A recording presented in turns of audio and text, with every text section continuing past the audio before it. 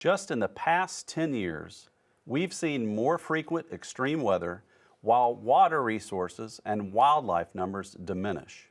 On the upside, gardeners have responded by choosing adaptable plants and avoiding pesticides. Today, Kirk Austin from The Natural Gardener looks at how we're growing better. How you doing today, Kirk? Super, John Hart. Nice to be Awesome. here. Great to have you back, of course. We've mentioned a lot of heavy stuff there in the intro, but let me just throw that question to you. How are we gardening better? What are some of these strategies that you've seen people employing that really help us deal with some of these challenges? Well, one big change that we've noticed over the last couple of decades is that folks don't come in asking for what kind of pesticides they need to correct a problem. They're really trying to focus more on what's going to be a solution that's going to be helpful, that their pets can live with, that their small children can live with, that's not going to destroy the birds and the natural wildlife. They're more interested in keeping the bees and the butterflies around.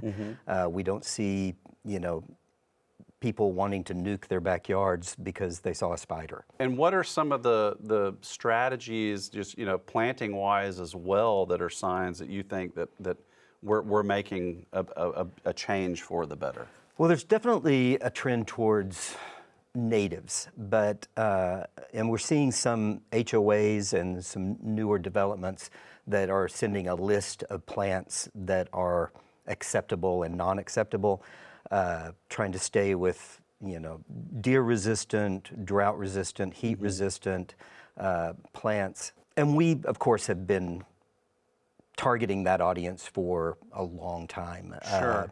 But along with that, we're looking for highly adapted plants. There's things that are not necessarily native to Central Texas that are highly adaptable. Like, for instance, Salvia guaranitica is one of my favorite plants to recommend to people. It likes sun, it likes shade. It's deer resistant, it's drought resistant. It has great color in a variety of things, in pinks and purples and reds. But it's from South America. Right. But we really like it. What are some of the top things that people are asking about out at the Natural Gardener in terms of plant recommendations? I mean, what are some of those trends or the big asks that you're seeing that maybe might not have been so common in the past? Some of the big trends that we're seeing are a lot of it for the city gardener are for privacy. Okay. And we're looking for, there's a lot of people that are starting to use their front yards more as entertainment areas. But along with that, they don't necessarily want to be having a conversation with the street. Right. And so they're looking for more things that are along the front sidewalk to give them a little bit of barrier, but they can't have huge 8-foot wide shrubs, so they're looking for something a little bit more narrow, a little bit more tapered. Sometimes using a fence and a trellis with some kind of vine can help to give that barrier without using too much square footage. We're also looking for a lot of people who are looking for low water use, ground covers that are replacing grasses or lawns, native grasses that are giving some movement to the landscape.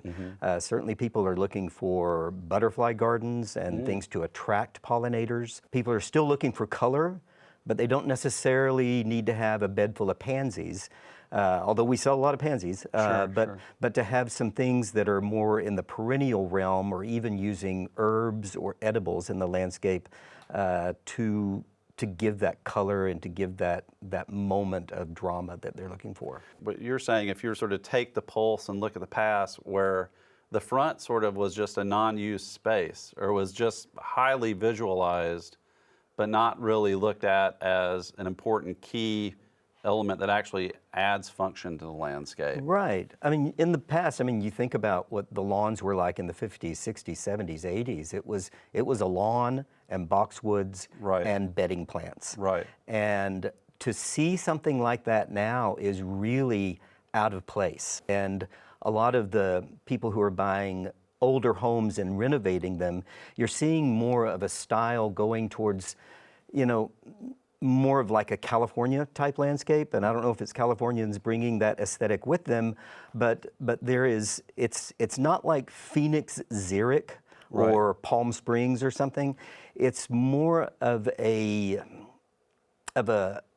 a more linear way of landscaping, using natives, using grasses, using more xeric type plants, yuccas, agaves, barrel cactus, in just a more modern way. Okay. Well, two things. So one, you had mentioned earlier about, people are coming in and they're not asking or not even being familiar with pesticides. And to me, that seems to suggest that pair that with the use of natives or the more of the desire to use that is to start, the people are understanding that their yards aren't just for people too. Right. Well, it's, natives and not using pesticides, it's like one hand washes the other, right? Right. They're really symbiotic relationships that we have there. And using the, most, I won't say most, but there's so many plants that are host plants for those butterflies or bees or things that we're looking for to have the, that natural landscape that we're looking for. Right. And also, I think that's the big paradigm shift paradigm shift away from the old school of thought about gardening was if you had things eating plants, you were freaking out, right? But here, if they're eating the plants, then that actually says, I've got successful habitat going on, right? That's not necessarily occurring to the detriment of the plant. It's something that plant's evolved with. I think a passion flower, a passion vine is a great example. Great example. 10 years ago, if we sold a passion vine that had caterpillars on it, people would freak out. Now, they want the one that has a caterpillar on it because they know that that's probably a Gulf fritillary that's going to turn into a butterfly, and they will be buying a new habitat. We'd mentioned earlier that, there are these big challenges. So you'd mentioned, golden barrel cactus. I know a lot of people wanted to shift towards xeric because they thought, okay, hot and dry, I got it. I got the message. I can't water my yard every single day for an hour. I'm going to go towards xeric. But having said that, then we've got these crazy freezes that have come in and really waylaid some of those species. That's why I love coming out with Natural Gardeners. You look at this diverse landscape, whether that's in terms of species diversity or variety diversity or just planting typology, that really suggests and provides us with a path forward to deal with these, rapidly changing conditions. So, Kirk, thank you so much for coming out. It's always a pleasure to have you on and speak with you, and you share with us your abundant knowledge. Thank you, John Hart.